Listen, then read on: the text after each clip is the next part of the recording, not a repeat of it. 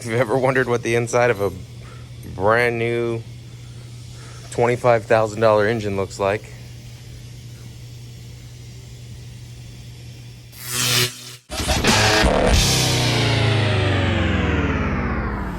so we got our new engine here. Time to start tearing into it. Here we go.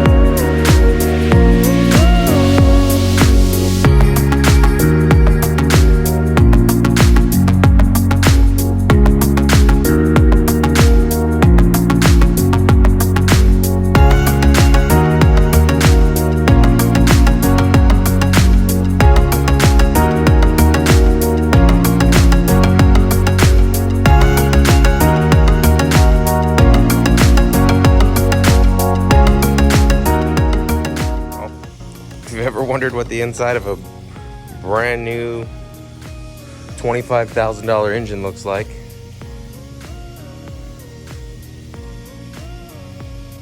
took the pan off mostly. The new pan has a different pickup, so this is what supported the old pickup. This stud has to be moved to here, and obviously vice versa. So we have new head studs since these are all torqued to yield. Put in its place. Get that moved around, get a pan on here that'll fit in our car. That is one pretty engine.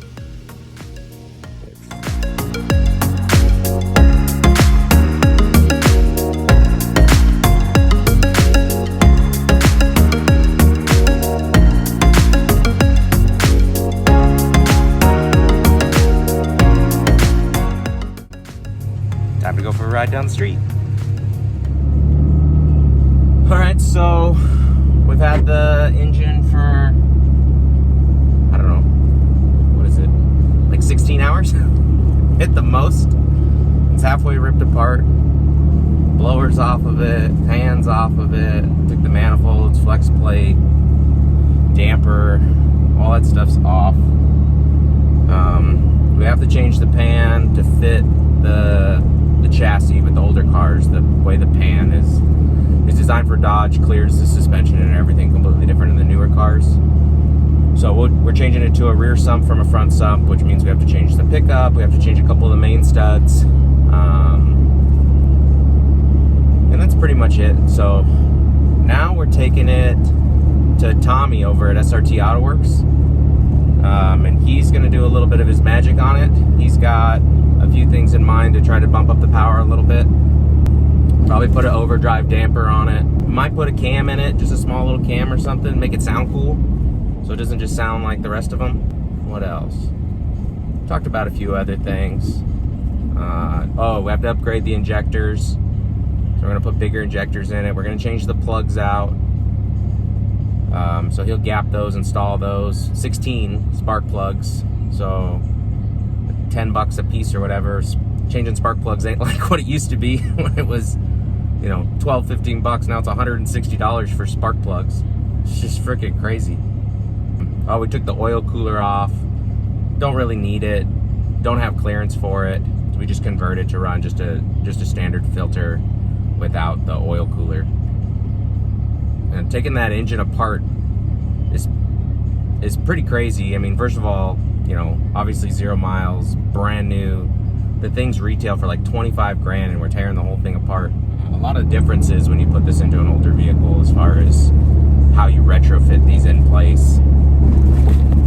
It's not a lot of plug and play like you'd think. A lot of stuff has to be moved. There's actually a little section of the block that we have to cut off just to clear the starter. Kind of a scary thing to do, but also necessary so we can put a starter on it.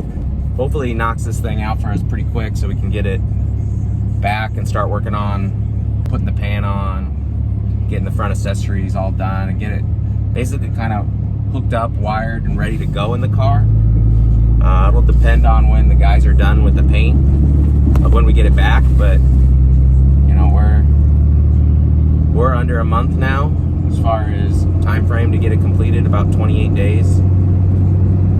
So trying to get that whole car together is going to be very stressful. Lots to do, you know, wiring, all that stuff. So I don't know, slightly nervous about that, but we got to make it happen. I think everybody's going to be last minute on this project.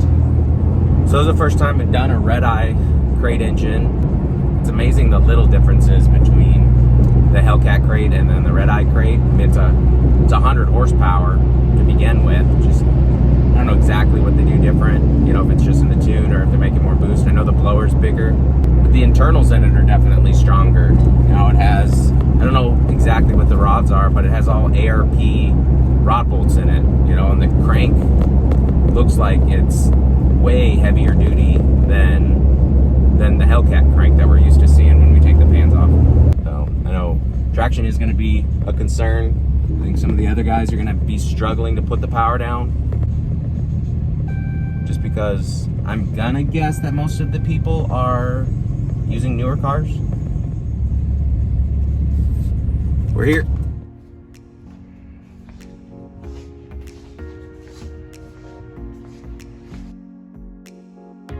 Show you around Tommy's shop a little bit.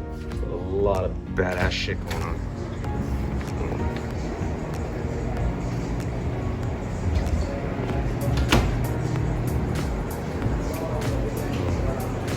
Couple engines all set up, ready to go out. Hellcat Redeye available if anybody's interested.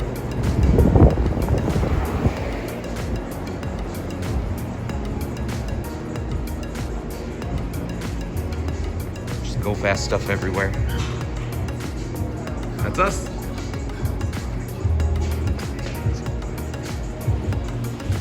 Let's get this T-Rex in here that's just crazy.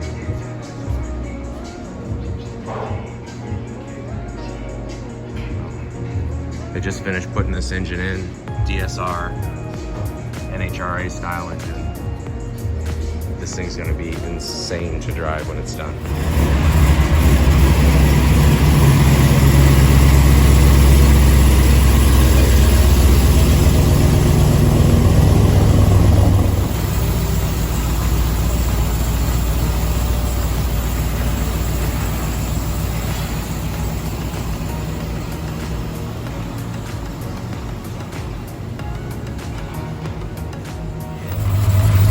All from the factory.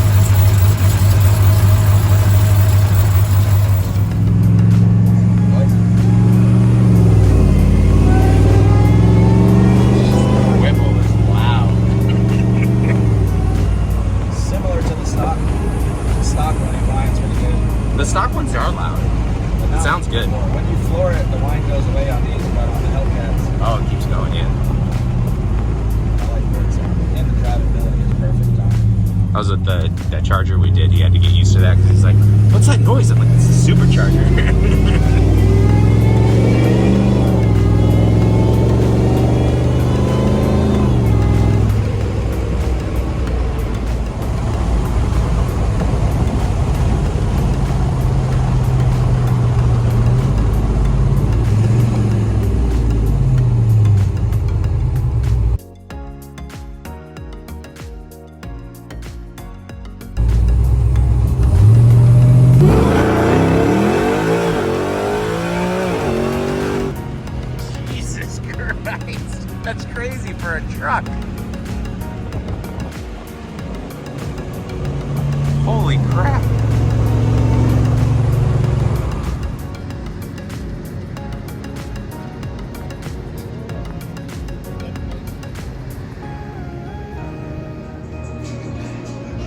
Hellcat Mopar stuff everywhere you look. So, they know what they're doing.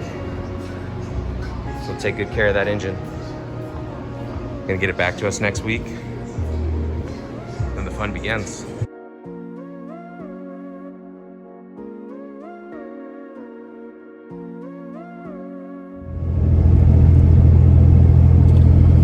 Alright, so I just got a call from our paint shop. Car's way behind schedule. We don't have a lot of time, as you can imagine, to get this thing done as it is. We can't have any hang-ups. Thing just has to be done when it's supposed to be done. And that doesn't look like that's gonna happen. So headed down there now, check it out, see what we can do to get this thing done, make sure we stay on schedule, make sure the car's done in time. Alright, so I'm down here now at our paint shop, kind of checking out some of the stuff we got going on. It's a 71 Firebird we're actually building for a customer. It's going to be a bitchin' car when it's done.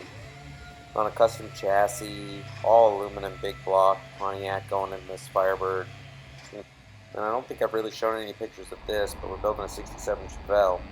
And it's a crazy nice car. We've got all the metal work done, everything's tucked, fit, gapped, supercharged LS3. So this is in the first stages of body work now. And finally we get to this. It's our Challenger. Hasn't been touched. Hasn't been bodyworked. Hasn't been painted. This is not good.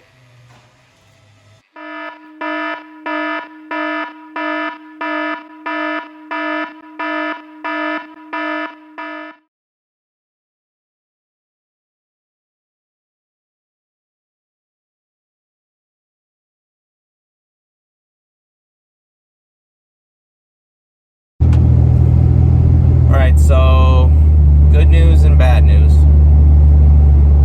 Let's go with the bad news. Bad news, Challenger's not going to be done. There's no way that we can get it back in time with the delays. There's just no way we could get it together in time. You know, we'd still have to wire the car, build exhaust. It's too much work. It's just not going to happen, so we're not going to be able to take that car. So the good news is we were never taking that car. That was not actually the car we're building for this race.